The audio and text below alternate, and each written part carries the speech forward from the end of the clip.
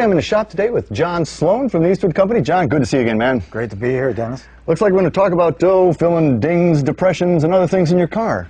And Eastwood has come up with kind of a cool new way to do this. Historically, old school, you did this with lead, and that's still probably gives you the best finish. But there are issues with lead, aren't there?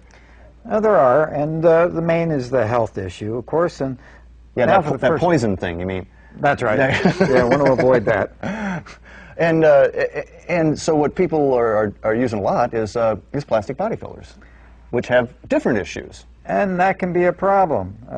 As you can see, I did some tests here before we came out today. And here's a premium plastic body filler that's been applied to this panel. And you can see with just a very slight bend that a crack develops all the way down to the metal.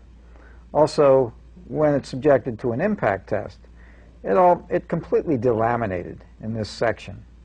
Whereas with the lead-free, I can bend that to the same extent without cracks developing, clearly illustrating the superior flexibility of the lead-free body solder over plastic body filler.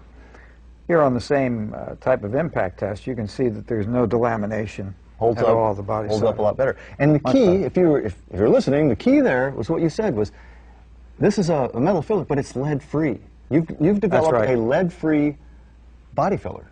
You're lead-free solder. That's right, and it's actually easier to use than the leaded type body solders. Well, let's talk about the process of leading in a crease in a door or something like that. First of all, I'm gonna clean metal as I would any time, get it nice and clean and down to bare metal, right? Yes. Then I'm going to brush on a solder flux, actually.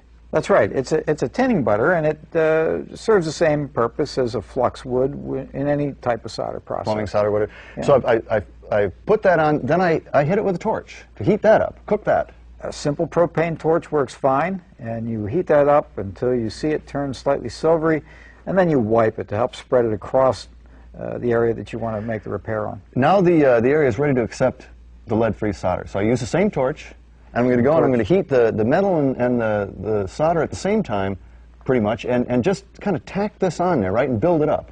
Build it up to a little bit beyond what you think you would need to fill the depression. And then I'm going to tamp that down with these paddles here, the wooden paddles. The hardwood paddles work well. They just work to shape that repair a little bit. So I get it down to an approximate shape. Then I'm going to hit it with a file, and you guys have both the flat and the half round, as with the paddles, flat and half round. And I'm going to bring that down to a pretty nice surface, pretty close again.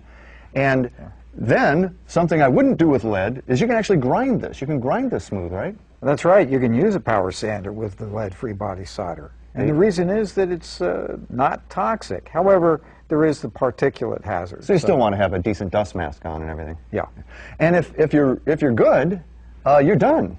And if you've got still a few creases, you could skim it with a body filler, but you don't necessarily need to if you've really kind of done it up right. Right? That's right. Once you're used to the process, you can just put a good quality primer over it, and you're rolling again. You're going. So as always, Eastwood's taken all the guesswork out of this for me and made this all available in a kit. And this is really the lead-free solder kit here. So you got the flux with your brush. I'm going to put that on my tinning compound. Right, to tin the surface. The lead, which comes in what 1 pound tubes. And 1 pound tubes in the solder, the 1/4 lead-free pound solder, I should say. And then your 2 paddles, half round and flat. And this is called a solder paste, but it's kind of a lubricant, a paddle lubricant, isn't it? That's right. The purpose is to prevent the pickup of the body solder on the paddle. And again, our files here, half round and flat. And you even throw in a DVD on kind of how to actually do this by some of the greats in the biz. That's right. The entire process is right there for you. Or if you like, you can visit Eastwood.com and see the whole presentation. Right on the website. Yep. And voila, you got yourself a lead-free sled. You got it. Better and safer. Hey, if you want to learn anything more about this lead-free solder kit from Eastwood, log on to myclassiccar.com. Yeah, I got some dings and dents over there that we might just want to try this whole thing out. Let's take a look at it.